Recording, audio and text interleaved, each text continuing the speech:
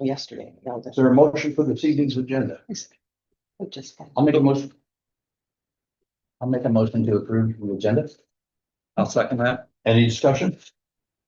All in favor? Aye. Any opposed? Thank you. Public comment? We do have a continuation of a public hearing this evening, as well as a new public hearing regarding chapter 138. So you're welcome to comment at that time about during the public comment, or you're welcome to comment at this time about any subject. Please give us your name, address, limit your comments to 3 minutes or less until we get a chance to hear from everybody.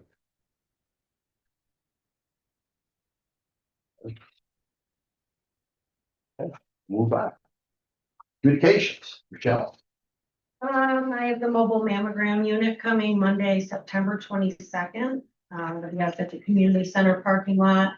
You can make appointments between 11 and 6 by calling 922-PINK or going online. The town of Mendon, I have a link up there. You can sign up. There's no cost to anybody. It's free for anybody who shows up. So that's a really nice thing. It's nice and local. Getting ready for school taxes. Those are getting ready to start in less than a month. Hunting licenses have started. Doe permits are out. We have the waterproof paper again because the DEC stopped using the Valeron paper. I attended a lunch webinar on town clerks and the relationship with planning and zoning boards last week on Tuesday, I believe it was. And then Wednesday, I met with our new software company, SDL, and we started gathering all the documents they're gonna need and information. I think I've sent everything over to them from my side of the building. Corey was on vacation, so we started there. And then he's gonna start because he's back after he gets caught up. That's all I have. Thank you. Thank you. Huh? Okay. We milled and paved Paper Mill and Creekside Drive in the village. We're finishing up the shoulders on Boughton Hill and Williams Road. And we should be stone and oil on both those roads sometime next week. We will be installing new cross culvert on Amon Road. We want to do that before school starts. Culverts existing, the whole bottom is rotted out of it. And we micro paved Hunt Club, Morgan Chase, and Rolling Plains. We pressure washed and stained the wooden guardrails on Old Stable Way.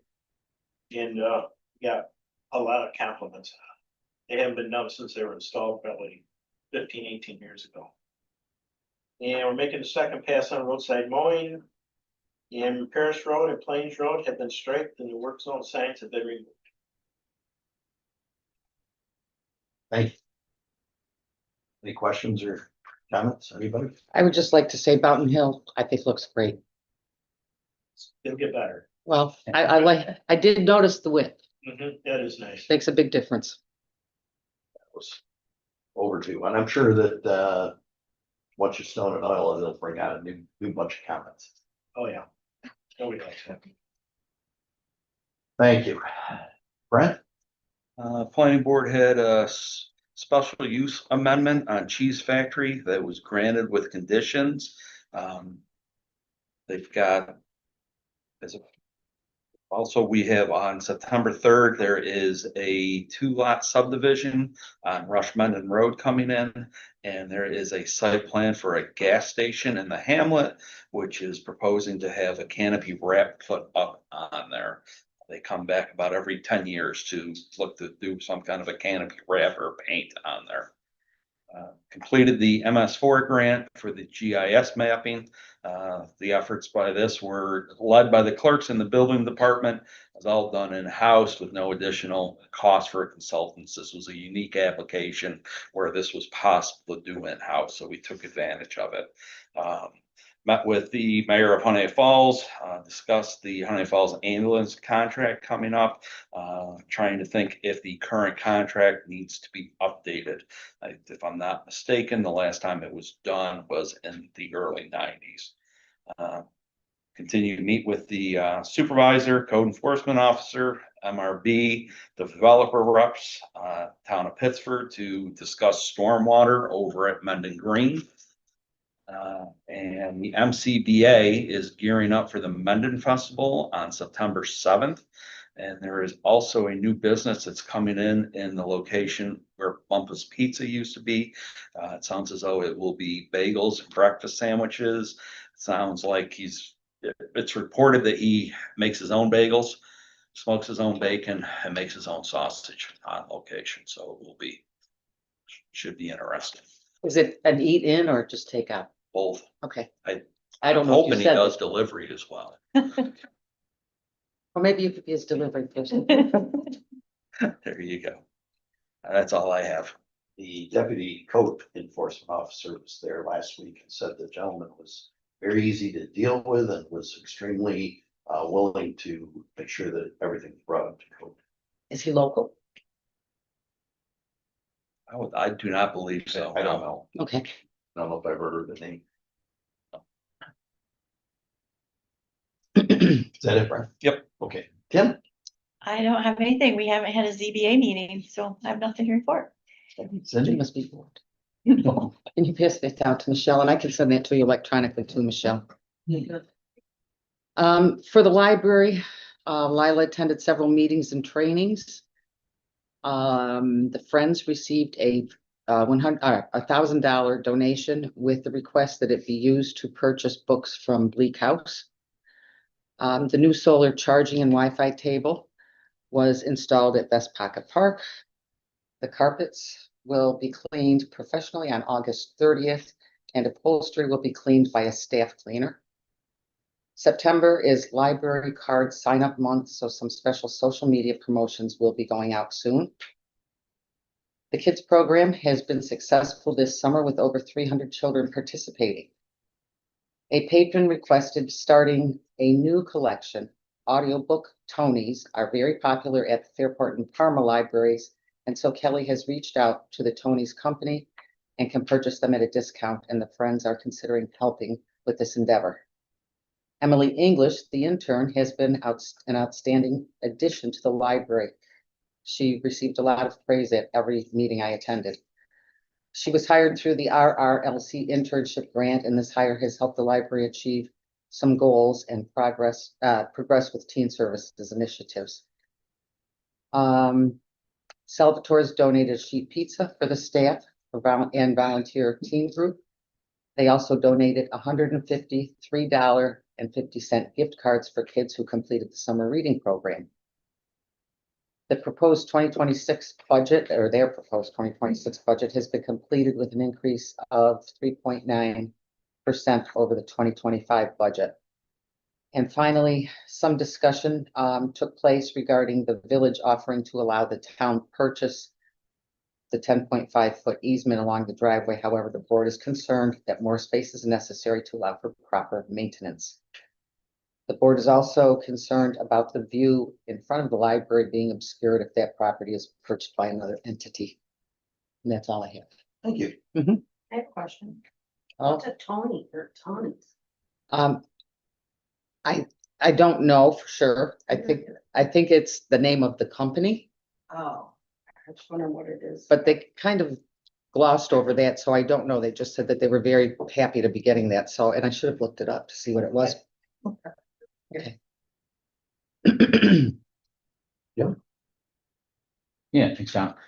On August 5th, I attended the Environmental Conservation Board meeting. They discussed the Climate Action Program, Mr. Carosa's presentation to the board, the town board meeting, the board's reaction to the presentation, and discussions with board members since.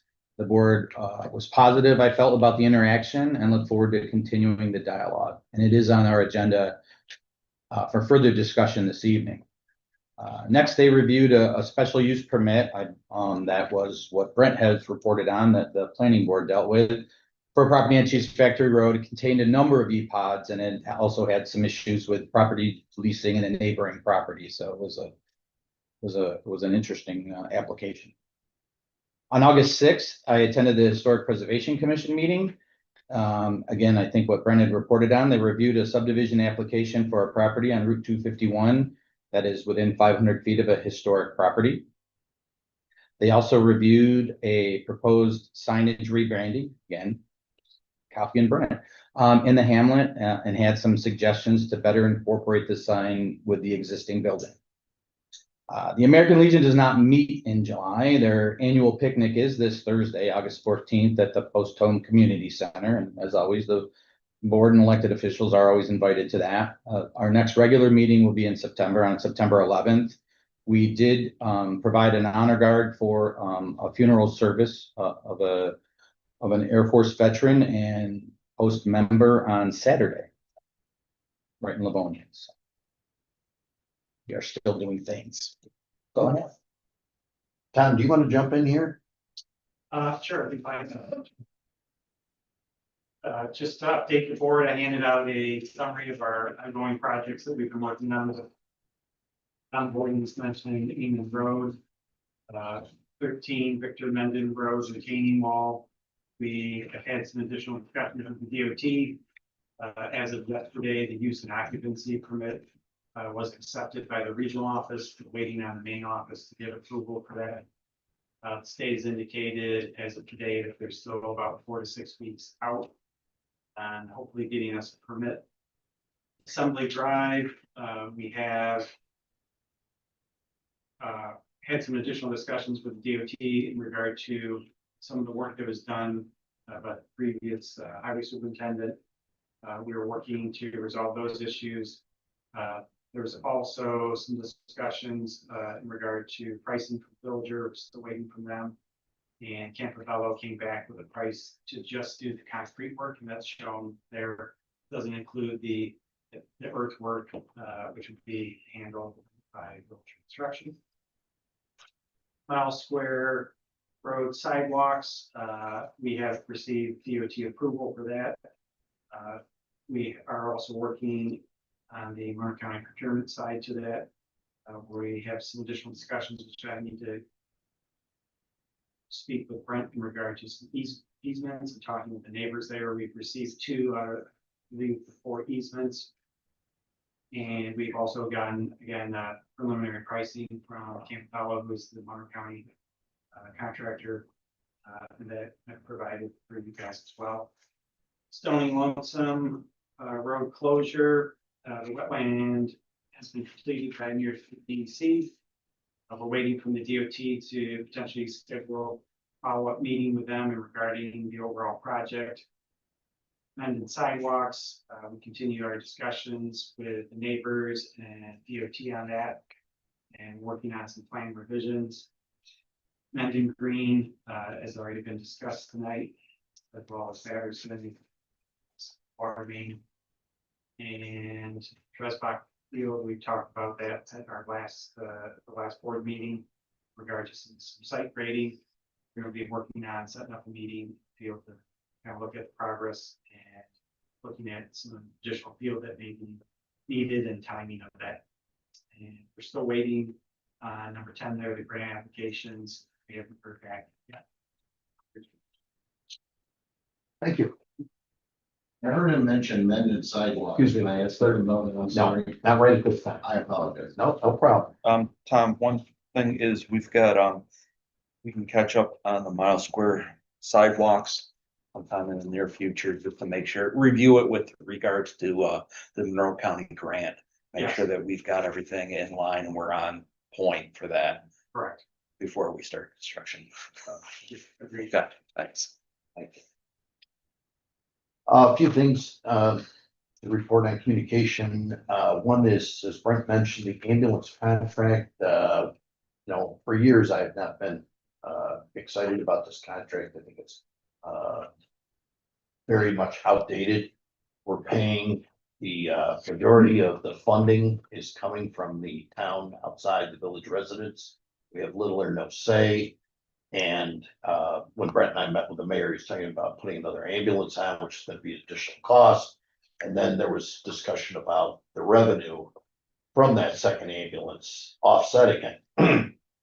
When we asked for some further details on, when there are calls that are dropped by the ambulance, we have yet to receive those. But I'd love to put an ambulance in everybody's driveway and a fire truck and all that kind of thing, but we know that's not going to happen.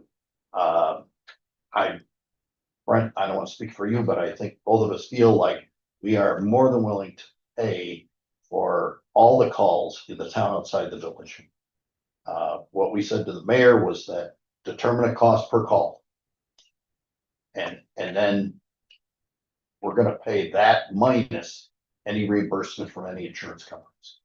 And I certainly have no problem. If it's more money, it's more money. If it's less money, that's probably a good thing for our residents.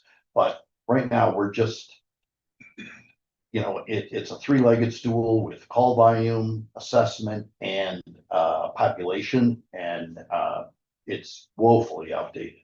And I am not in favor of signing another contract like that one in the future. I will tell you that because they have a CON, certificate of need for the town of Mendon, the ambulance has to come if it's available, whether there's a contract or not. I'm not advocating for not signing a contract with the village, but I am saying that personally, I'm done going, well, we'll do something next year. We'll do something next year. Hasn't happened. We had a complaint about fireworks, same person as last year. The person does not live in the town of Mendon. The person who sets off the fireworks has a permit from the town clerk's office and does live in the town of Mendon, and that's the only person who complains. Let's see.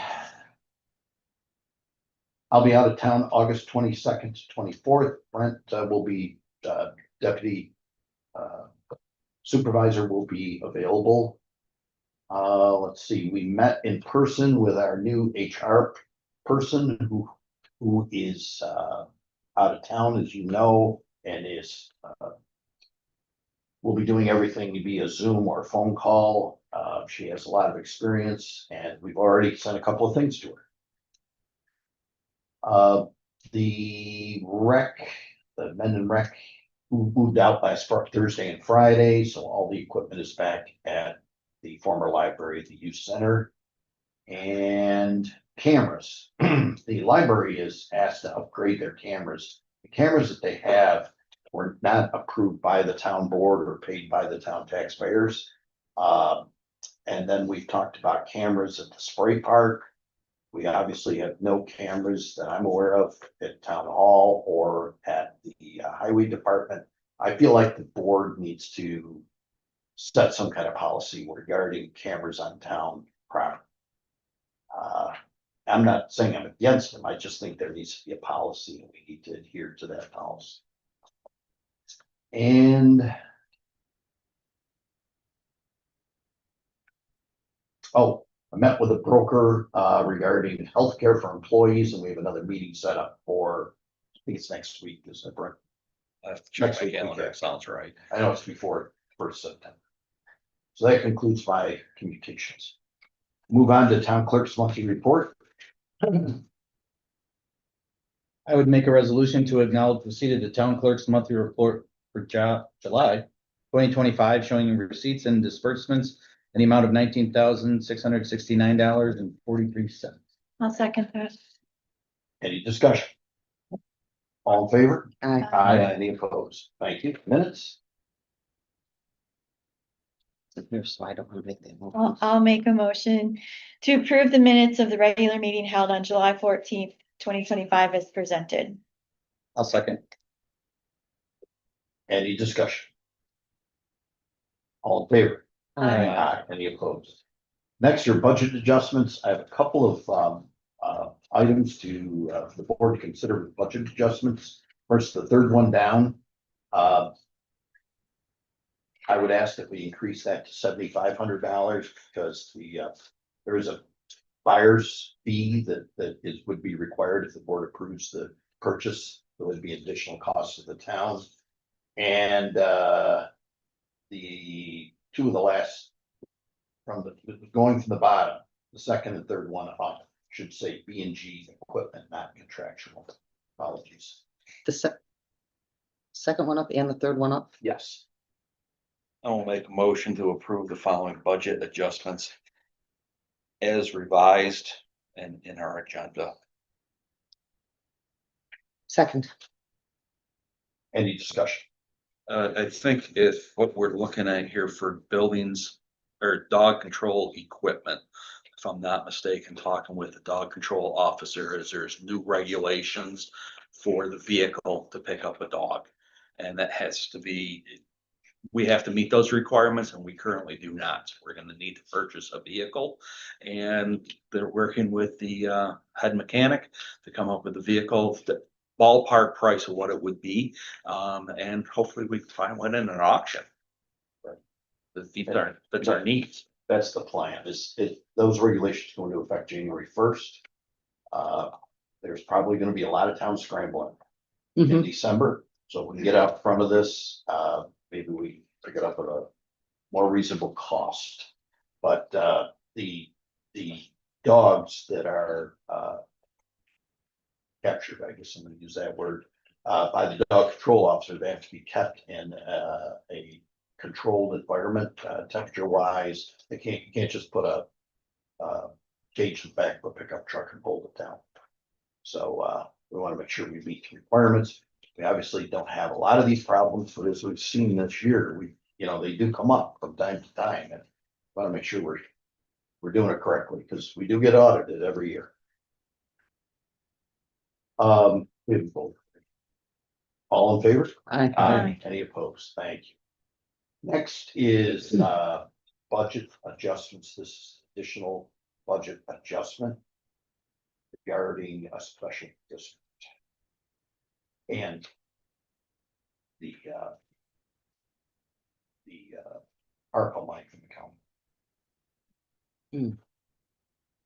I'll make a motion to approve the following budget adjustments as listed in the agenda. I'll second. So as I said, these, with the additional cost of electricity, the one special district is running low. And then with our finance person, she suggested we have something in writing as far as where that funding from the county would be going at this point. Obviously, it'd be subject to approval by the county, and we have not received those funds as of this date. Excuse me. I'm gonna recuse myself from this because my daytime job, I do benefit from some of this. Any other discussion? All in favor? Aye. Aye. Any opposed? Number 10 is vouchers. I'll make a motion to approve all claims on vouchers number 25-357 to 25-375 on general abstract 25-08A in the amount of $35,536.63. I'll second. Any discussion? All in favor? Aye. Any opposed? Thank you. I'd also like to make a motion to approve all claims on vouchers number 25-376 to 25-421 on general abstract 25-08B in the amount of $57,082.37. I'll second. Any discussion? All in favor? Aye. Any opposed? On highway I'd also like to make a motion to approve all claims on vouchers number 25-251 to 25-277 on highway abstract 25-08 in the amount of $59,292.02. I'll second. Any discussion? All in favor? Aye. Any opposed? Thank you. Library vouchers number 25-117 and 25-121 on library abstract 25-08A in the amount of $782.21 were presented to the town board for payment. And also on library abstract, library vouchers numbered 25-122 to 25-130 on library abstract 25-08B in the amount of $7,348.22 were also presented to the town board for payment. Thank you. Next, we'll reopen, or it's still open, but reopen it for public comment. The proposed local law on libraries filing, reopening it at 7:24 PM. This is amending the town code chapter 260 zoning article 10, sign regulations to regulate temporary sign. You would please give us your name, address, and limit your comments to 3 minutes or less until everyone has a chance to speak. Once everyone's spoken, if somebody wants to make additional comments, we'd be happy to hear them. I do have a few that I've received via email that I will read once you folks are finished.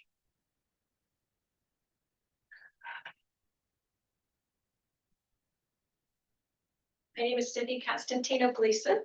I live at 9 Wyndham Hill in the town of Mendon. And I'm making this statement, I'm reading it on behalf of my neighbors, Nicole and Kyle Sayers, and they live at 507 Main Street in Fishers, New York. I'm writing to address the recent updates to the town of Mendon's sign code. As residents of our community, we value both the aesthetic character of Mendon and the ability for individuals and organizations to communicate freely with the public. While we understand the intent behind the new regulations to preserve the town's visual appeal and to ensure safety, we have concerns that certain provisions may have the unintended consequence of infringing upon First Amendment rights. Specifically, the restrictions on temporary signs, sign content, size, or placement may limit the ability of residents and community groups to express views, share information, or promote events in a lawful manner. Additionally, the enforcement of this new code raises important questions. Who will be responsible for enforcing these rules? Excuse me.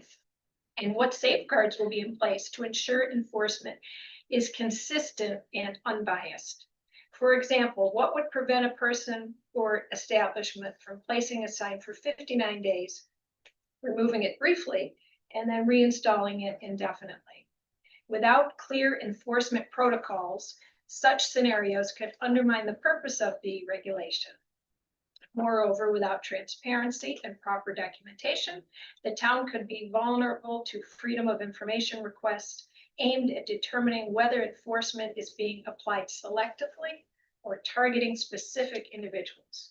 These issues deserve a careful consideration to protect both fairness and public trust. After speaking to other members of the town who had no idea this was even being discussed, our personal opinion is that this should be decided through a ballot measure, not by a decision of the few. I appreciate you keeping the hearing open, but it is clear that most constituents are currently unaware of these proposed changes.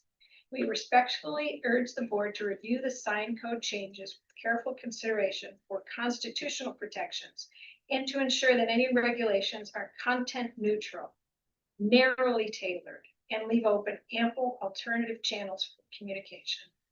This approach will allow Mendon to maintain its charm while also upholding the fundamental rights of its residents.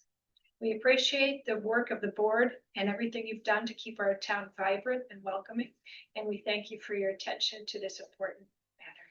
Thank you, and I concur in that. Thank you. Thank you. Very good. Anyone else?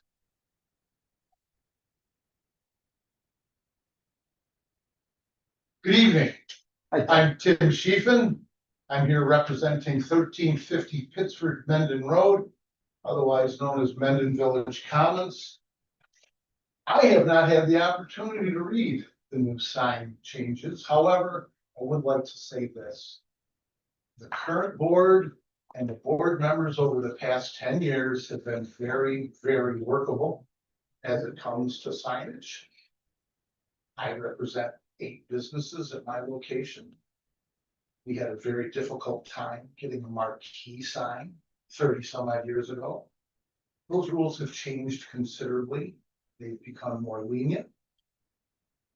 The current powers that be who enforce the regulations, I believe, are doing a pretty decent job. And yeah, there are some signs that they're oversized, too close to a road, improperly used. And I think the current code enforcement department and those who help him have done very well recently with that. I've been a member of this community since 1968.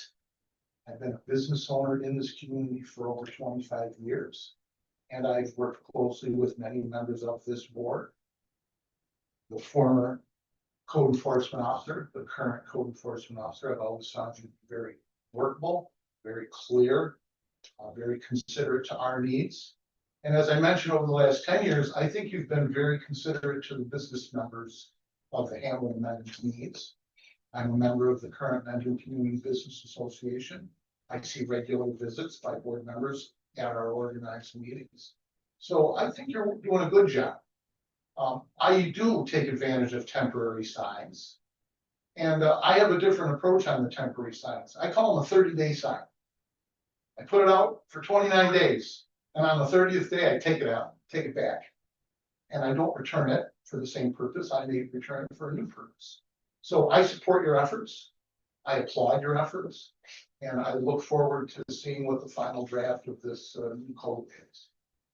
Thank you so much. Thank you, Tim. Anyone else?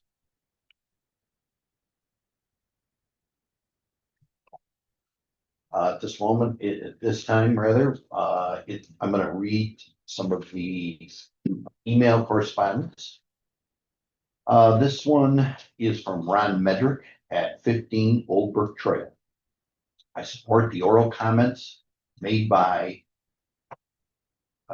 Cook and Bickwheat, Misters Cook and Bickwheat, and similar comments by others at the July 14th meeting regarding the proposed amendment to the Article 10 sign regulations. I appreciate too the board keeping the public hearing open for other comments and further consideration. I also commend the board for bringing forth this amendment to address the need for regulation of signs. As others articulated better, I am concerned about the effect of large and long display signs, the attractiveness and beauty of our community. I acknowledge that content may not be limited, although I am strongly concerned that profanity, including the so-called F word, is prominently displayed, especially where school buses pass multiple times a day, tending to normalize its common usage. I appreciate the board seeks to limit the time, place, and manner of signs, particularly those that are typically temporary in nature, along with banners, flags, inflatables, etc.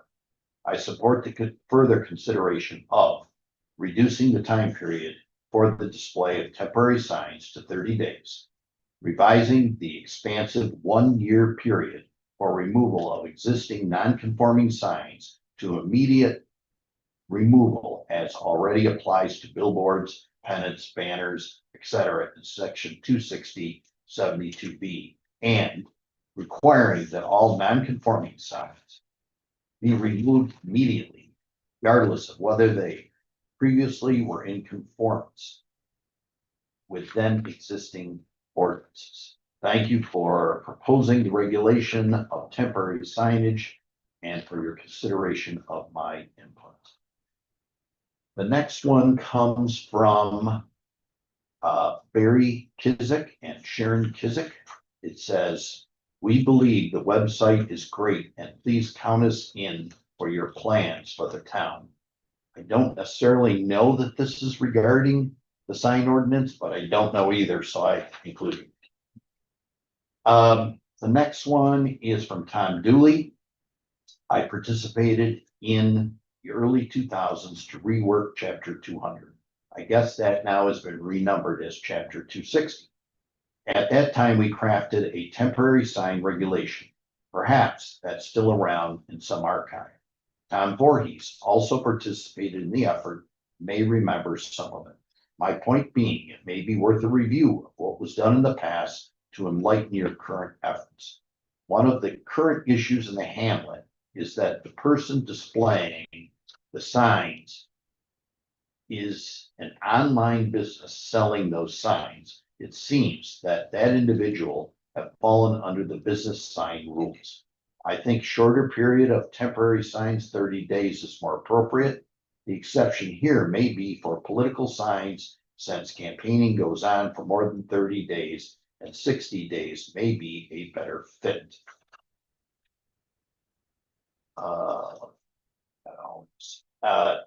Danny's not here, right? Okay.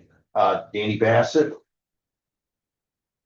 Last meeting, I suggested you remove sections C through F of the proposed law, since size, lighting, timing, quantity, and location can all be part of the message. While I think removing C through F is a better approach, I would like to offer another idea for your consideration. A thought experiment, if you will. Add a new section H, or whatever you'd like to use. Any temporary signs covered by this section that are already in place be considered pre-existing non-conforming. As such, they will be allowed to remain in their current form. Besides normal weathering, any modifications will cause the sign to be treated as a new sign and thus subject to the rest of the local law. Intent here is to make clear that this is not a personal attack on one individual's message as delivered through signage. If we establish that any existing signs can remain, it allows the proposed law to be evaluated under its own merit. Do you think the proposed law is worth enforcing? Question mark. Is policy signage, besides some basic safety aspects, something the town should be spending time on? I agree. We don't want signs up without property owners' approval. We don't want traffic hazards or creating unsafe conditions, even as we acknowledge life is inherently unsafe, and attempts to make it absolute safe will fail and cause harm. Again, pushing any current sign aside for the sake of discussion. Reversely, if existing signage cannot be pushed aside, then this is all an attempt to prevent an individual from sharing their message. While it is unfortunate the attempt has been made, it does simplify the matter. And then in quotations, he has, shall make no law abridging the freedom of speech. I'm sure you recognize this is a mangled version of the First Amendment. I pulled out a bit about applying to Congress as the 14th Amendment applies to all levels of government. At least that's what the Supreme Court decided by way of incorporation. I pulled out the parts about religion and assembly because they don't matter here. By all means, look it up for yourself, and I'm sure I'm not representing it. Which leads us to the part that covers here. Government is not allowed to make laws concerning speech. While admittedly a roundabout way of saying KISS, keep it simple, is the sign a traffic hazard? Is it otherwise a clear safety hazard? Or both? When not an issue for government to deal with, best let the people have their freedom and share their own message. As much as I would have liked to benefit the meeting in person, other events interfered. Thank you for your time and consideration.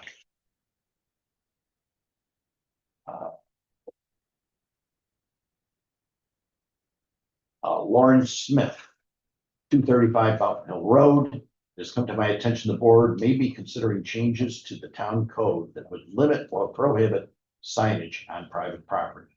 I'm deeply concerned that such changes would infringe on my First Amendment rights. I strongly oppose any effort to restrict my ability to express myself through signage on my own property. Excuse me. I respectfully request that my opposition be formally noted and included in the public record. I did receive one from Nicole and Kyle Sayers, which Ms. Gleason eloquently read probably better than I could. And that concludes the ones that I received in email. Is there anyone else who would like to speak before we close the public hearing? Seeing none, is there a motion to close the public hearing? So moved. I'll second. And all in favor? Aye. Any opposed? All right.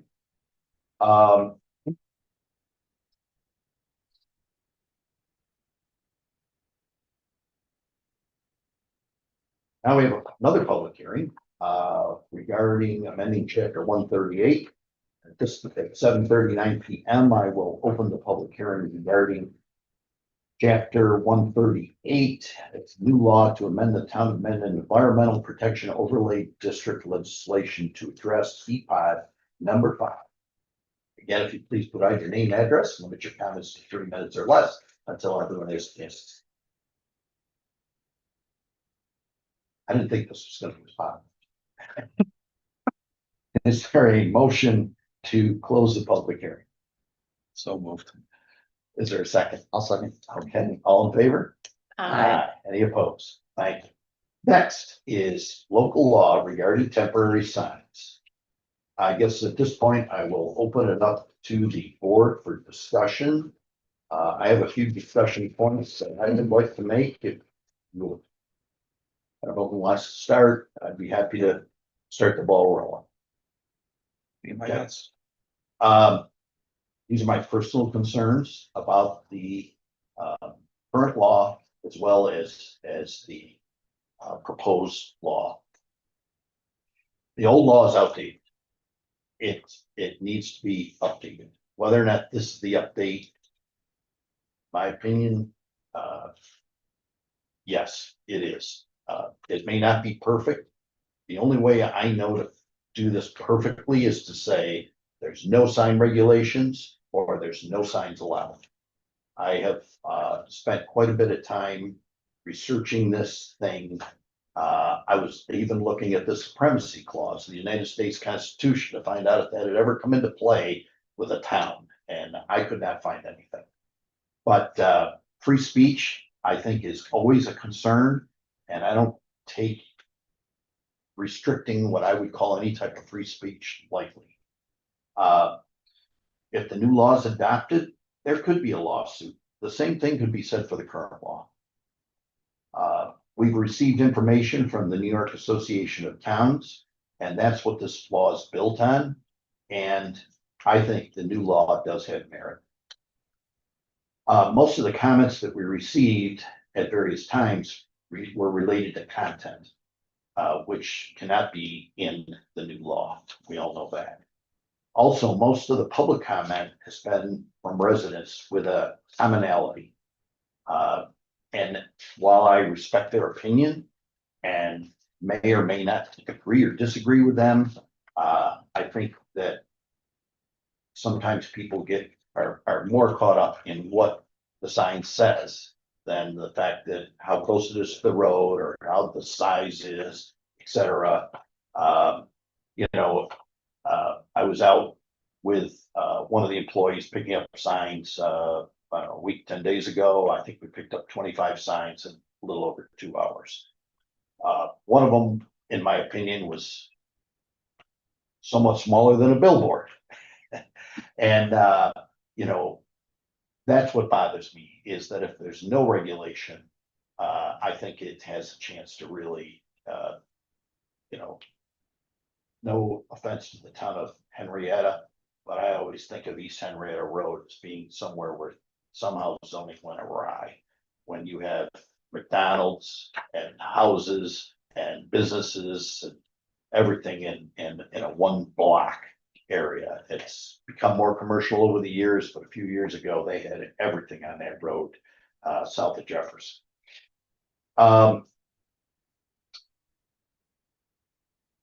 I think most of the residents are pretty good about policing their property. But I also know that some of the people who are concerned about this are concerned about one property. One of the things that concerns me is the American flag with a thin blue stripe on it to support the police departments. It's not a United States flag. And I certainly would not be for removing that, but by the same token, I gotta look at it to see its content to decide if it's a temporary sign or a United States flag. And that's just one of many types of I'll call them gray areas that I think are interesting. And of course, enforcement. I know from my point of view, having strict enforcement is probably going to require more employees, possibly more vehicles. And currently, it's been the policy of the town of Mendon to enforce based on safety and complaints. If we go around and send an employee down every single road that town of Mendon, noting signs, sending out letters, removing signs. It's going to be an overall cost to the taxpayers. And if that's what everyone wants, that's fine, but it's gonna come with a price. And that concludes my comments. I'll speak up. I spoke to the code enforcement officer, which it was a great conversation to talk about the current regulation and the proposed. And so as an elected official, my role is to represent the residents of the town. In keeping with that commitment, we chose to keep the public hearing open to encourage a broader participation regarding the proposed amendment to the sign regulations. Despite this effort, public input remained limited, with only 7 residents on the 14th speaking at the last hearing, out of a population exceeding over 9,000. While I personally share some of the concerns raised about the signs in question, my individual perspective must remain secondary to the will of the community. I do, however, have reservations about the enforceability of the proposed amendment. Although I recognize that regulation must be limited to time, place, and manner, and not the content, the current language lacks sufficient clarity in defining what constitutes a temporary sign and in specifying the parameters for enforcement. So this raises a critical question. Is the amendment enforceable as written? And furthermore, we must remain mindful of the First Amendment, which safeguards the right to express opinions without undue government interference. Any regulatory framework we adopt must respect and uphold these constitutional protections. And that's how I feel. Thank you. Thank you. I would agree with Kim. I have concerns about the freedom of speech, one of our First Amendment rights. And the idea of the content. That's still somebody's freedom of speech. And I'm not sure, and I did email Corey, and he got back to me today with some things, and he has some concerns about the new proposed amendment and said that I see some weaknesses that should be addressed, and I'm not sure the proposed amendment would accomplish that. And he did say here that the most frequent complaint, he said that, as you're aware, it's the policy of this office to act on complaint-driven enforcement of the town code with respect to any signage, lighting, noise, junk vehicles, and property maintenance. I have some concerns with that because not a lot of people want to rat on their neighbors. And if we have a code enforcement officer just driving through town, he or she might see some things and go, you know what, I better send a letter to that address. I better send a letter to this address. I know one time when Tom was the code enforcement officer and I came in, I said, somebody had political signs up on a telephone pole, I think it was. And he said, no, they can't do that. I'll send it. Where was it? I told him. He said, I'll send a letter. So I felt like I was kind of ratting out the person, but I just asked a question and Tom was very good about getting the letter sent out.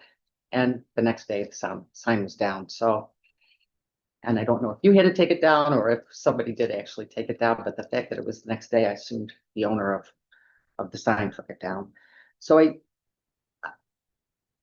there are other places to put signs other than the telephone pole. I do have concerns about the freedom of speech, and is that what we're trying to limit? If so, I can't support that. That's it. I'm going to reiterate a number of things because I also have kind of like 3 main problems. And I think I've spoken about enforcement a number of times when we've talked about it, but especially, and one of the comments made this evening from Mrs. Constantina Gleason from the Sayers, if we are only complaint driven in enforcement, I don't think we're going to show consistency in application of the law.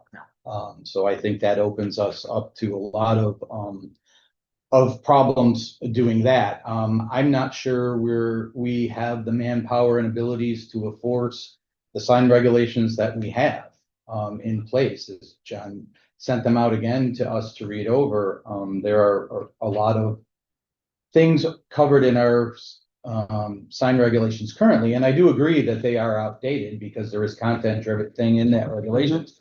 but I don't think we can enforce that. Just with our manpower. That's nothing against Corey or our code enforcement officer. We just don't have the people to do it. I am concerned about the freedom of speech. The First Amendment is paramount. It's number one. And I would hate to see anything that looked like government was trying to prevent some of that. And I also agree with the comments that a number of the complaints are content driven. We've had a number of people make complaints, and ones that you've read seem to be about a particular case. And that's never a good legislation if it's written on one particular case. So I have a lot of concerns about the proposed amendment and the current, and I think we really need to take some time to kind of go through it to make sure that we are getting out of the content driven legislation, and then also figure out how we're going to enforce it. Thank you. I guess, I spent more sleepless hours than I care to admit thinking about this. It is, I'd be lying if it wasn't apparent that this is about some residents that have been offended by some signs in one entity. But at the same time, it is the job of this board to listen with our hearts and think with our heads. Based off of those complaints, it took me a good amount of time to clear one entity out of my mind, to drive around and look across this town and review the current sign regulations as they are. Some of reading through here, all signs need to be permitted unless they're listed in exemptions. Some things that I do not see in exemptions are political signs. Some things that I do not see in exemptions are graduation signs, birthday signs. So that means that per our current code, you can't put up a Timmy graduated sign. You can't put Lordy, look who's 40 sign here without a proper permit. I think that's something that we need to change. Some of the things in the proposed code that I probably would have to admit I was behind or a part of suggesting as I sit here and clear my head and look at this town-wide, for 260-71C exemptions. We say temporary signs shall not exceed 3 feet. I think that should be 6 feet. I think 3 feet is too small. I think 6 feet is a common size for realtors. On line item E, it currently reads, well, let me read it how I propose. So temporary signs shall not be displayed for more than 60 days. And then I propose striking the rest of that sentence. So getting rid of thereafter any temporary sign or signs until at least 180 days has elapsed. So just getting rid of that, because I think that is something that could be construed as limiting freedom of speech. The second sentence, I think I'm proposing, upon the initial placement of a temporary sign, no more 4 temporary signs may be displayed per parcel lot. And then striking the rest of that sentence. Because once again, could that be construed as limiting freedom of speech? If somebody has, if I have a graduation, I put out a sign, does that mean that I can't put out another sign if I have somebody putting a benchmark birthday up? You know what I mean? I think that's the way this was written, and I have concerns about this. And then number F, it says temporary signs shall not be affixed to fences, trees, utility poles, rocks, and or structure services. And I propose striking the rest of the sentence. It says, nor shall the surface of any structure be utilized as signage by way of paint or other methods.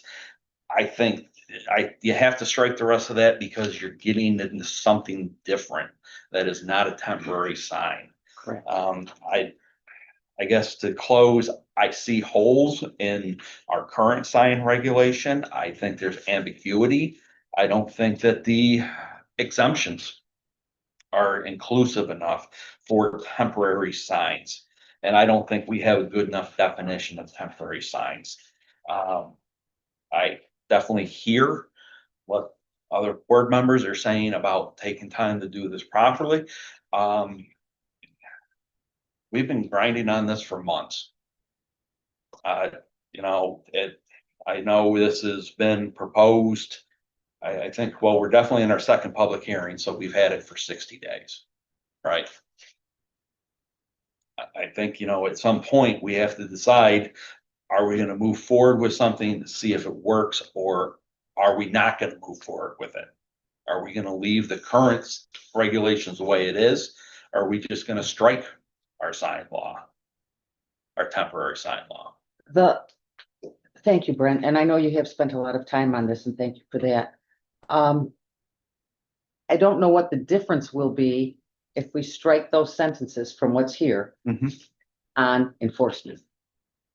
Okay, on enforcement, I have talked based off of what has been going on the last couple of months. What I see in my head is one truck, two people for 2 to 3 hours a week during, let's call it peak sign season. Okay, So this time of the year, basically non-snow and ice removal season, so 6 or 7 months out of the so year. that could be highway. It could be highway, it could be one highway, one buildings and grounds, it could, yes, that's what I would see.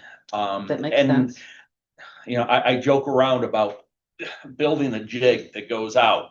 And if the jig can hit the sign, it gets removed because it's in the right of way. But you know, I mean, I think that's what it would be. Enforcement, it would have to be a coordinated effort. I don't think it could be complaint driven, because I've been driving around the roads and there's temporary signs all over the Yes, place. there And are. I know a lot of people are telling me that these temporary signs are self-policing. John, forgive me, I don't remember how long we've been looking at these temporary signs. Well, I know we were talking about it in February, and we were talking about it previous to that. Yeah. Because when I talked to Katie from the Association of Towns, it was already on our radar, and that was mid-February. You're right, because I went around and I was driving by election signs Right, and I was like, are you gotta be kidding me? That's still up. And I think I picked it up in like January. right. And then you know, part of me thought, is somebody going around behind me messing with me? Cause I swore I just picked that sign up and there was another sign on that road, a political sign for the past November election. Right. So. I know, people are not real good about removing signs. They're good about putting them up, but not removing them. Yes. So, just because I've been out twice now in the last, I think, month, and picking these signs up. You know, and as everyone who drives around town, you know, you start noticing things. I remember the first time I went in Mendon Farms and somebody said to me, you know, all the utilities are underground, and I realized there were no telephone poles in Mendon Farms. You know, you just, until you start looking for something, sometimes you don't notice it.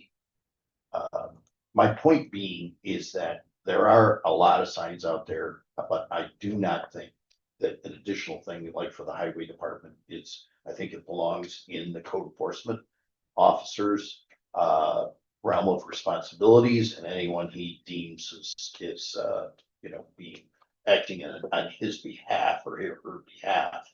But you know, we saw garage sale signs out that were within 15 feet of the edge of the road. Yeah, the garage sale was coming up in 4 or 5 days, and yeah, we left them with the idea, hopefully, that the people will take them down. So it is great when people are responsible to take them down, that kind of thing. But if you, in my opinion, I think, Mo, I don't know if I'm gonna quote you right, so if I don't, you said this is a start. It's not like it can't change. I believe you said that at one of the meetings recently. And like every law that the local law that the town board enacts, it doesn't mean it can't be changed or altered or amended. And in my opinion, like I said before, the only perfect one I can think of is all signs, 80 bar the door, or no signs kind of thing when it comes to temporary signs. But I think this is a reasonable law. I think it's fairly enforceable. And as always, with all, it's up to interpretation, and that interpretation comes from the code enforcement office of any local law. So that's where I lean. I'm not trying to put more on code enforcement, but if this is what people really want, this, a strict enforcement where we drive around and look for things, so to speak, on a almost daily basis, then that's fine, but there's gonna be a cost to it. It's not for free. Are you done? Yeah, thank you. Brent, on, 26071C, the Yes. exemptions and letter C down, small letter C, temporary signs shall not exceed. Did you say it said 3 feet and you think 6 feet is correct, is better? Yes, I believe. Okay, so that is written the way you would like it written. I think the most recent Oh, version of the in our, code was 6. I think that, in our, Yes, that's my understanding. I think 3 feet was an original, draft. But then on the That's next what we- page, you told us to strike some of that stuff, so I'm just, That's what I'm I've got thinking, three. yeah. okay, all right. Okay, hold on, just, Cause I know you sent us you sent 2 different things in my email and I didn't print those out. let me get rid of this, so I'm not looking at the wrong one. All right, Yes, so on letter E, letter E. so on the second page, yeah, I'm Correct. suggesting temporary signs shall not be displayed for more than 60 days. And then strike And then that, striking the rest of that sentence. and then strike the very end after the word lot.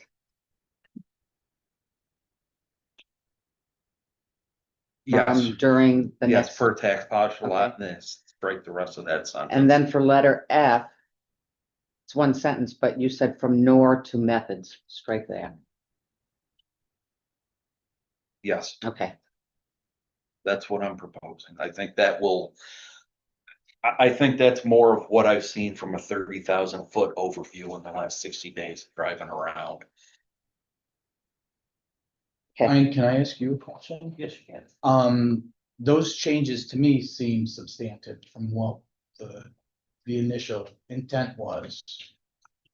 I can speak to procedures a little bit on this as far as obvious. I That's think what I that's mean. where you're going. Yeah, that's where I'm going. So yes, So that would require another, so essentially, if you wanted to make really any changes to the current proposal, there'd be a motion to make an amendment, and then there'd be a separate vote on the motion to make the amendment.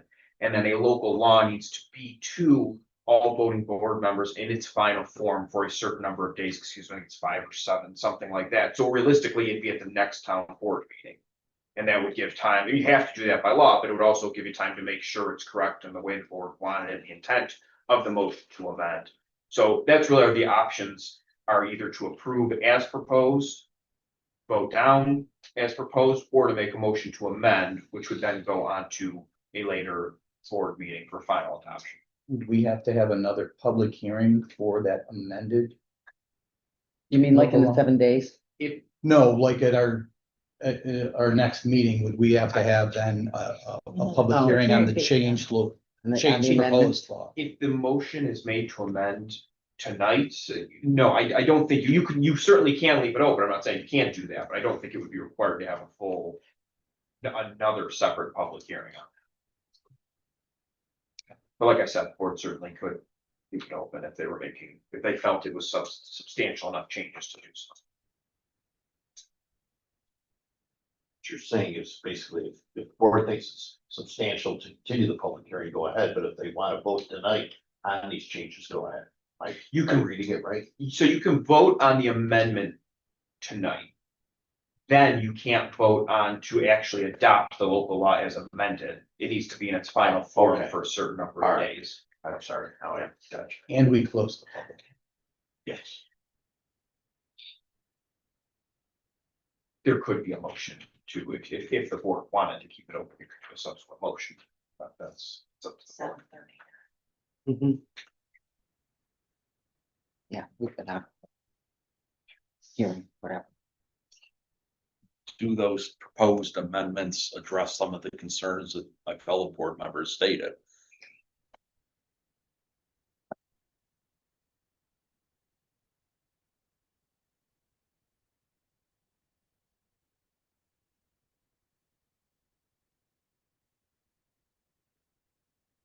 Not for me, 100%. I would have to say the same, not 100%. I appreciate, I think It's you're no going in the easy right manner, or direction. matter, I mean. And you're right, there's no easy way to do No. this. I guess I would ask then, what proposed amendments would you suggest to continue forward progress? Well, it won't be popular, but my suggestion would be to go back to the original and start working on that.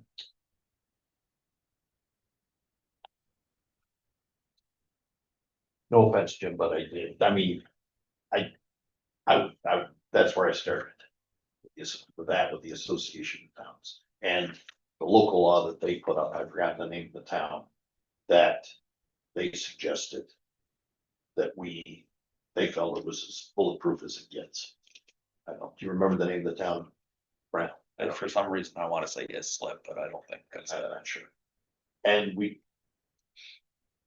I think between many of us here, including Brian, that was, Oh, I'm, no offense, but I think it was our best effort.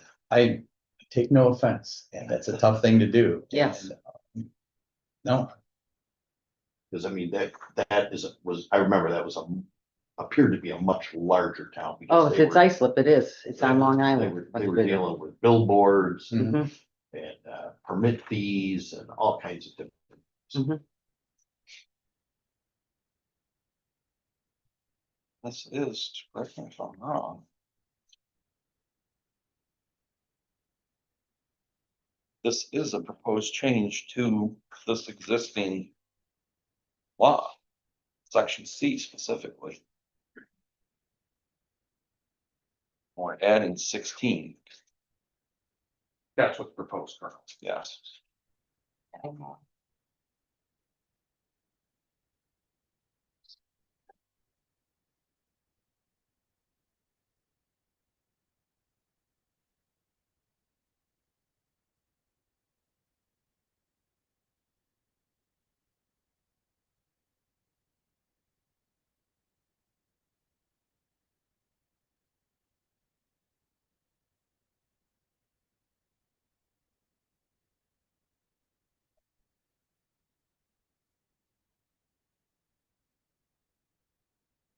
but aren't 13, 14, and 15 content driven?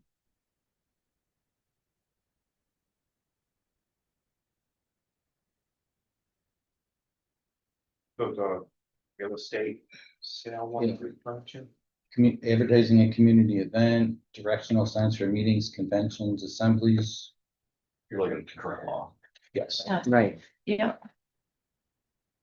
Right before this one would, a new one would be inserted. Open comment on current, or I can. So on what's the current law, you will see references to content when it comes to commercial or community events. So what you'll hear a lot from the Associated Towns and a lot of people is you can't regulate content, don't look at content. I can get more in the weeds on that if the board would like, if it would help. So essentially, time, manner, and place restrictions of courts are going to use a standard called rational basis, meaning it's a very low standard. It's just time, manner, and place, just have a rational, got to show a rational reason for doing so. If it's content-based restrictions, it's going to be what's called strict scrutiny, meaning it's got to be narrowly tailored, it's got to be a compelling government interest, and it has to be, and then they will weigh that against the protection the content of this speech needs or deserves. I hate to use that term, but that's what the courts are looking at. What you'll see a lot if you look at these case laws is commercial speech tends to get less protection than, I mean, if you think about it, it kind of makes sense, than personal expression, meaning commercial speech, advertising, business signs. You will see a lot of codes that talk about the size a business sign can be, just by saying that it's a business sign is commercial. Right. If you're calling out a real estate sign, or excuse me, it is content. When you're talking about business signs and identifying those in a code, I mean, an argument can be made, you're talking about content. The reason you see that so often is because it is commercial speech, which those laws tend to survive judicial scrutiny easier than personal expression, if you will. So I would suggest, it's certainly an option to go back and completely revisit the sign code. But delving into and getting overly concerned about commercial type signs. You see those regulated a lot throughout codes and called out as commercial signs because of the way the case law tends to be with commercials. Thank you.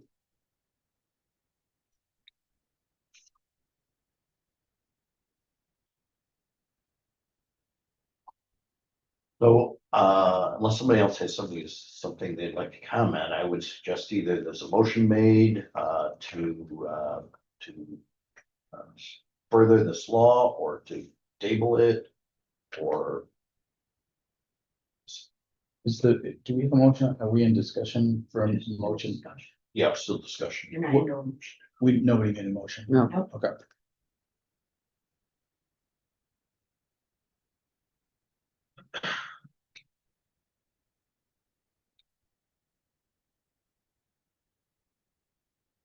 The only procedural option that I don't think I mentioned is tabling in general. I've just so I've mentioned all the procedural options that.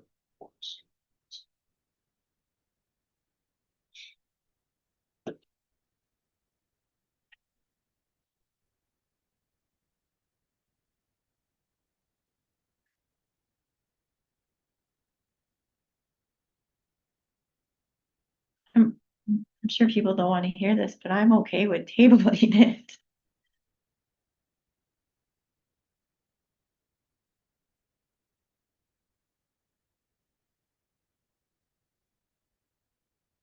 I am too. So do you want to make a motion to table? I make a motion to table the draft. I just need some more time to look at this, I think, so I'll second. Any other discussion?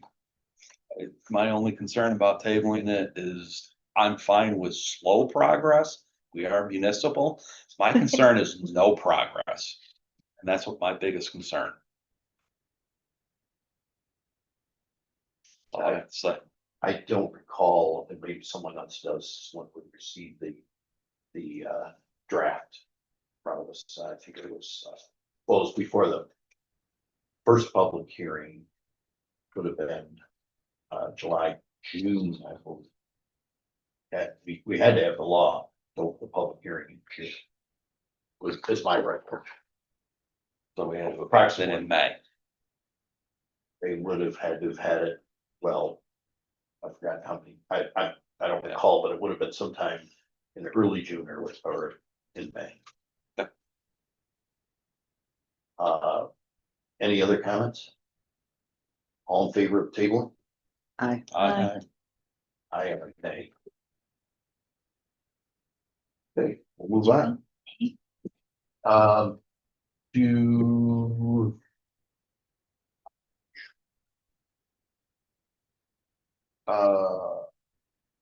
local law chapter 138, e-bonds. I'll make a motion to adopt that local law as presented. I'll second. Any discussion? All in favor? Aye. Any opposed? Thank you. Board of Assessment Review for appointment. I'll make a motion to appoint Robert Goslaw to the Board of Assessment Review for a term to expire September 30th, 2030. I'll second that. Any discussion? I think, I know him personally, and I think he will be a great addition. Yeah, I agree. He's a He's a lifelong. solid person, yeah, lifelong resident. Mhm. I agree. All in favor? Aye. Any opposed? Thank you. Next is Highway Department agreement with Frontier Communications. Make a motion to enter into an agreement with Frontier Communications for new services as detailed in the contract documents for the term of 36 months beginning July 14th, 2025. I'll second that. That July 14th is an error. Should It's Should be a- upon the approval board. Okay, so shall I amend that then? Yes, please. Okay, so, I'll take back my motion and who seconded? I did. Okay, You take back your I second. take back my second. So I make a motion to enter into an agreement with Frontier Communications for new services as detailed in the contract documents for the term of 36 months beginning upon approval of this motion. Adoption of this motion. And I'll second that. Any other discussion? All in favor? Aye. Any opposed? Thank you. 17, buildings and grounds for a Salter. Make a motion to authorize purchase of a stainless V-body pickup truck, bed salter for the Buildings and Ground Department from Thruway Springs, 1609 Mount Reed Boulevard, in the amount of $7,931.20 to be paid from account A1620.4. I'll second it. Any discussion? I think I talked with Buildings and Grounds and the head mechanic. It sounds as though the salter that they had before was having troubles, was getting stuck, and was not big enough to go out on all of his runs. He had to come back and refill. This one is big enough to go do all of his runs and has a part in here, an accessory that will stop it from getting gunked up, stuck. Well, he doesn't have to get out and hit it with a rubber mallet. And as somebody who substituted when that person was out for an extended period of time, I concur with everything Brett just said. Any other discussion? All in favor? Aye. Any opposed? Thank you. Next is dog control officer. This is authorization to bid on a vehicle. Make a motion to authorize the bidding and auction on a used suburban type vehicle for the dog control officer.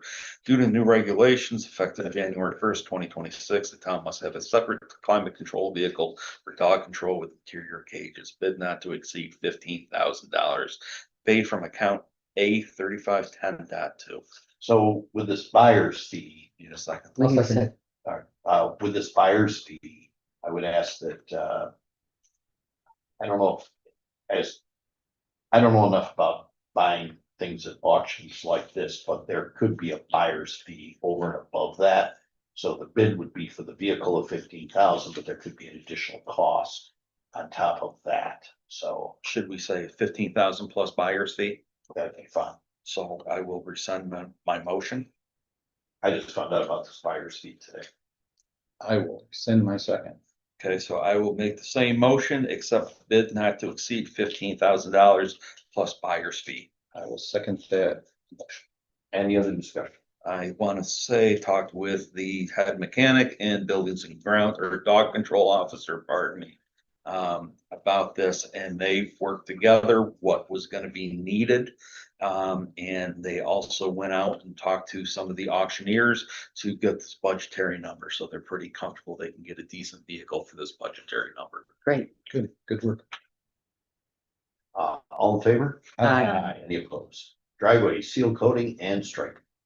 I'll make a motion to authorize the supervisor to enter into a contract with Integrity Seal Coating, 1911 Salt Road, Fairport, in the amount of $6,136 to seal coat and stripe driveways and parking lots at 15 Monroe Street, 22 Monroe Street, and 167 North Main Street as detailed in the contract documents.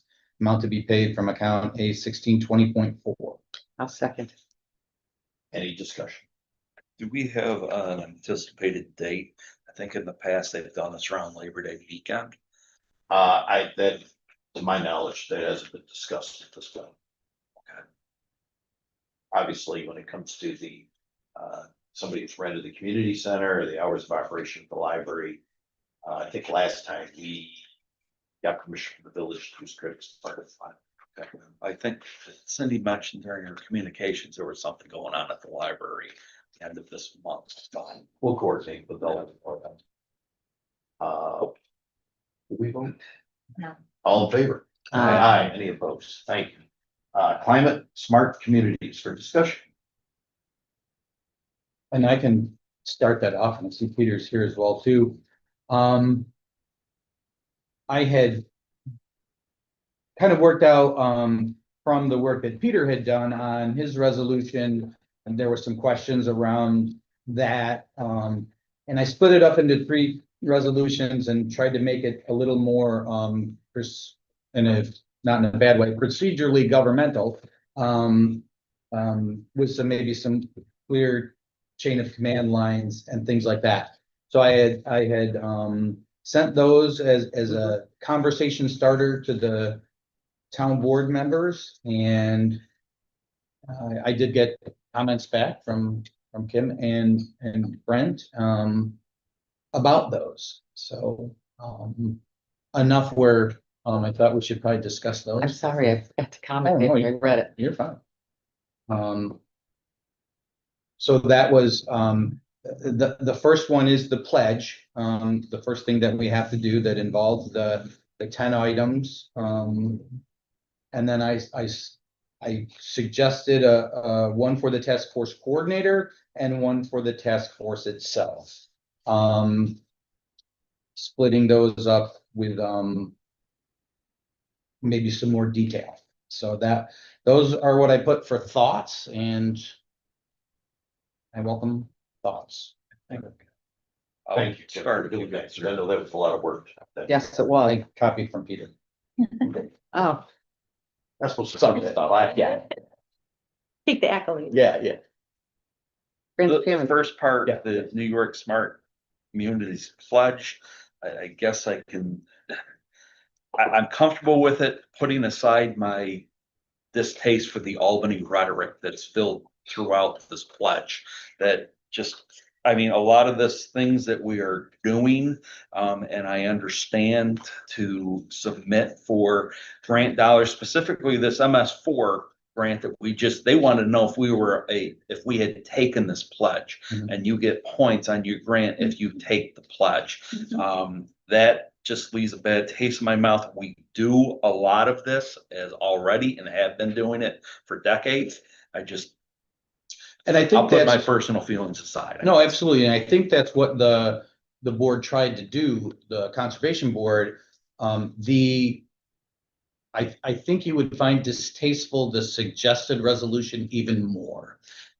They did do some searching out, and the towns of Pittsford, towns of Henry, Pittsford had done their own resolution, which was very similar to this, and it does touch on the fact that these things have been going on. It's a commitment that we have anyway that we've been doing. So I think they did a good job in kind of taking that and fitting it more toward the town of Mendon.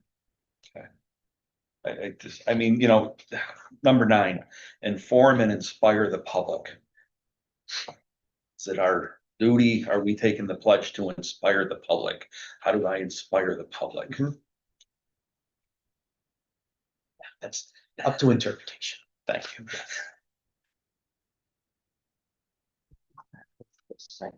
Oh, it might not have gone out. That's all right. I can look at my email. Yeah.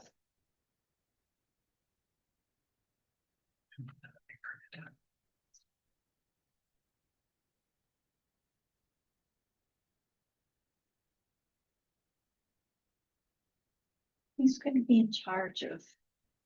Well, that would be. I didn't know if you wanted me to state all my items at once, or if we just wanted to go one at a time. Not, however, Yeah. This The is a second discussion. area, the task force coordinator. So we have the chair as chair of the ECB listed on here. I understand that's what a lot of neighboring communities are doing. I feel as though I think we really need to describe what that task force coordinator's responsibilities and duties are.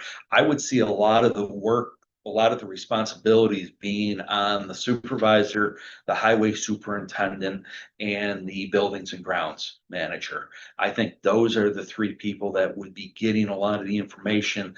And I think the task force coordinator should be going through the supervisor to contact the other people that are going to get the information, is what I would see. That's the vision I have in my head. okay.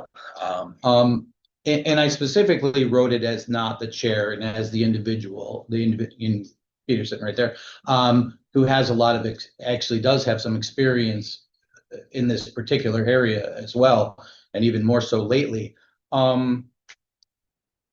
We have had, I'm not sure the planning board chair would have to go through the supervisor to get information from the code enforcement officer.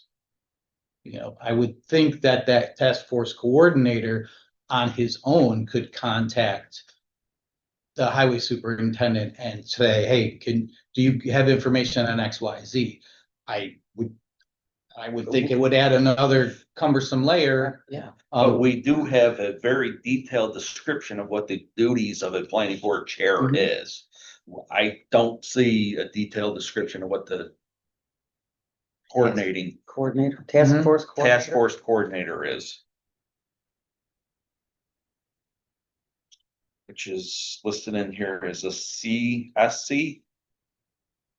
A climate smart communities coordinator. That was what they used. Okay. So, you know, in the second whereas in that, I just said, you know, can register the municipality on the website, from which the municipality can review and pursue actions, upload documentation of completion and receive certification points. Other than that,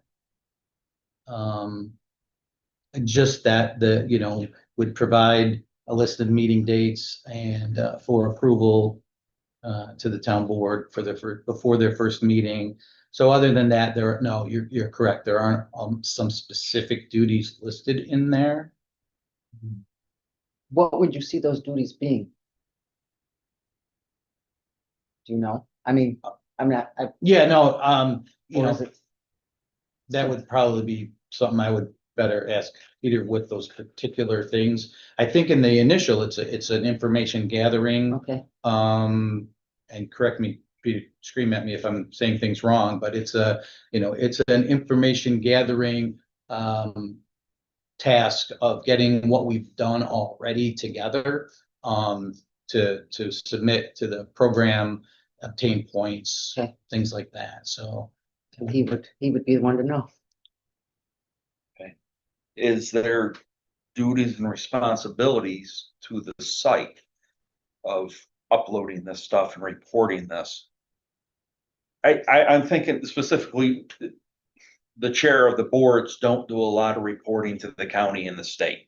Right, We have planning board secretaries, we have supervisors that do all of this, you know.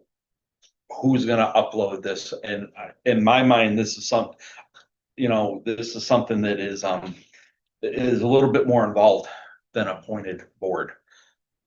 okay. Getting involved with it. That's what I said, non-compensated and it's appointed not, board. yeah, Mhm. it's I not mean, complicated. my discussion with a lot of neighboring communities is this is a lot of work. Oh, yeah, I would think so. It just looks like that. Yeah. I mean, And it just from doesn't- my discussions with Yeah. Peter, I mean, we could be talking 10, 15 hours a week. Well, and that was a suggestion. It doesn't have to be non-compensated. But, so you would like a much more detailed description of their duties and requirements. Well, I'm still trying to wrap my head around this climate smart communities. I mean, like I said, I get the pledge, these 9 or 10 items that are in here. But I'm trying to, what does this climate smart community do to collect this information? I mean, is it sending requests to department heads that we want to know, have you done any of these 10 things? And then we need these in the next 30 days or 90 days? I don't think that's far from what it would actually be. I don't know if there would be a time frame set on things. I know there's different times of the year when they can submit things, but whether there's a requirement to do it by certain times. But yes, I would think it would be reaching out to department heads about certain things. Do you have any information on this? Okay. And I'm assuming this will be covered under open meetings law, any kind of a committee that we form Yeah, any meeting that they had, we would have to be, okay, advertised and open. advertised, open meeting, absolutely. Okay, and then the task force, I see, we have the 5 ECB members listed on here and then 2 open spots for assuming open members of the community. I guess my question is this similar to the comprehensive plan to where we would have, 2 representatives of the planning board on this committee? And then the rest of those positions were filled with at-large from the community. Now, the planning board might be different, as I think they are permissive to where the ECB is advisory. I don't know if that is the difference. Yeah, it could be. I kind of, again, this was a starting point, and it was, you know, something the ECB was willing to take on. But it could be made up however we want to make it up. Okay. If you wanted to add, you know, particular, again, I was treating it as a different entity. So it's just, it's not the ECB also doing this. And- Okay. And maybe that's more how I think of it. It's a task force doing this. Now that happens to be made up of ECB members. So that's So how it's a- we don't have to revise the code of, That's how we don't, that's in my mind, how we don't have to revise their duties. okay. Because they're not doing this as in semantics, but they're not doing it as the ECB. They're the Climate Smart Communities Task Force. Thank you very much for putting this together. Yes, It absolutely. Really, it gives a lot of discussion points. Sure, no, and I appreciate you hitting those points because if it's not clear, we need to clear it up. Anything else? That seems kind of redundant. Like the ECB does an awful lot of this stuff already, correct? If you look at the duties of the ECB is, forgive me if I misquote this, but it's reviewing site plans and actions on behalf of the ZBA, the planning board, or the code enforcement officer. They really They don't get get into into- greenhouse yeah, emissions. greenhouse, They don't- right. Yeah, they This don't get is- into a lot of this. Kind of not far afield, but it's kind of not what we have them Okay, as job descriptions right now. all right. But I mean, I'm assuming this is gonna get into the new home builds. I think it looks like an awful lot of work Mhm. for somebody to do it non-compensated. Again, just a suggestion. Yeah, was that doesn't come from the state though? No, Okay. there was I think discussion the about suggestion that. Was not from the state. No, there was discussion about that and how that would work. And we have done that just to kind of clarify it when we've done other, you know, Mhm. commissions or committees. So I put that in there as just sort of kind of that boilerplate thing. It doesn't have to be that way. I've got stuck in my head that there's probably a consultant might be needed. Oh, there definitely may be times when that is, Yeah. that's the case. Mhm. But I think that's a separate, you know, request, But town this is board. all advisory, correct? Yes, Advisory to the town board making Yes. suggestions. So Yep. it's, we wouldn't need legal, we don't think we would need legal counsel at these open meetings. I wouldn't think so. I Okay. think they're gonna be reviewing, what we've done, what maybe the next steps are and things like that, just. And, making up a plan for how we progress in that. Okay. But I'm not a lawyer, I know. Just. they want him Yeah, back there. just on TV, yeah. Anything else? Okay, we'll move on to number 21, which is New York State Association of Towns for submission. I'll make a motion to authorize the submittal of an article to the New York State Association of Towns for possible publication and our presentation as part of their celebration of the 250th birthday of the United States of America. Second, Any discussion? Thank you for leading the charge on this, Ken.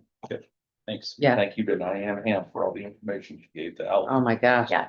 Yeah, it's all from Diane, She's a Couldn't have pop. been done without her. right? All in favor? I, Any Aye. opposed? Declaration of surplus. I'll make a motion to declare the following items as listed below, at the highway department as surplus and authorize their disposition at RTI auctions. I'll second. Any discussion? All in favor? Aye. Aye, any opposed? Back to public comment. Mo? I want to share my disappointment about continuance and tabling the sign ordinance. I brought this issue to the supervisor in January. You've had the supervisor, and several other members of the board went to Association of Towns and spoke to attorneys there.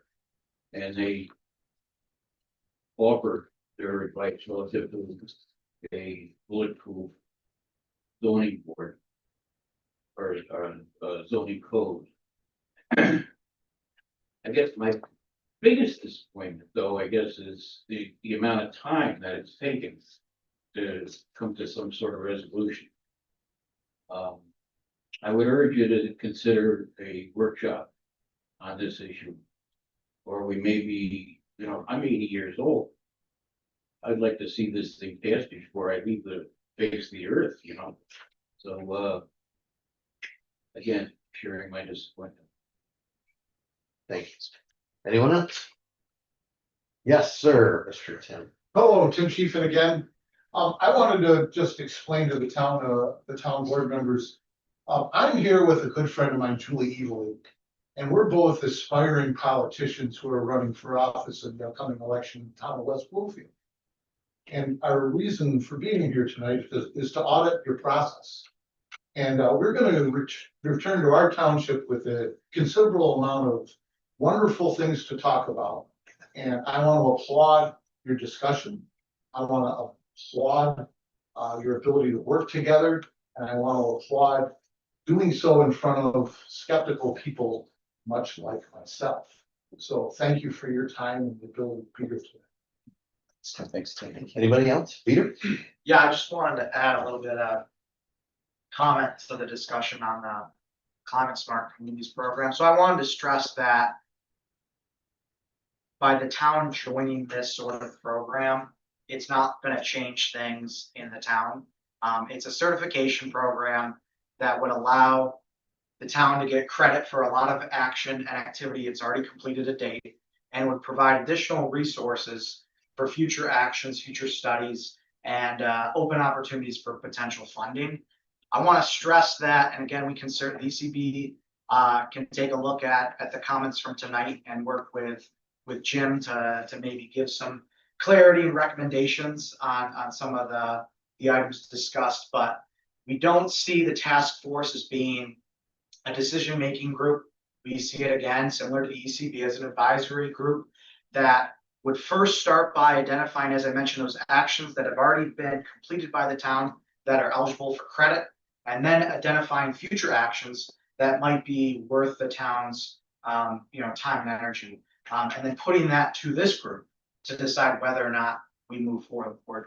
If there is, for example, any sort of planning document or any sort of implementation action, the task force would not be responsible for carrying that out. They would be just responsible for ensuring the proper documentation of those actions such that it could be submitted for credit to the program. And certainly we'll look to see what the requirements are for submitting that documentation. If it's limited to, if the portal only, for example, allows whoever that main point of contact is to submit that documentation, or if there just needs to be a main point of contact, but multiple individuals within the town can have credentialed access to the portal, we can get that additional information. And I do think that there, it's critical to have explicit duties, limitations, and oversight listed for anything we do. So again, I appreciate the discussion, and I look forward to continuing the dialogue. Thank you. Thank you. Peter. Anyone else? There a motion for adjournment? So moved. Second. All in favor? Aye. Aye.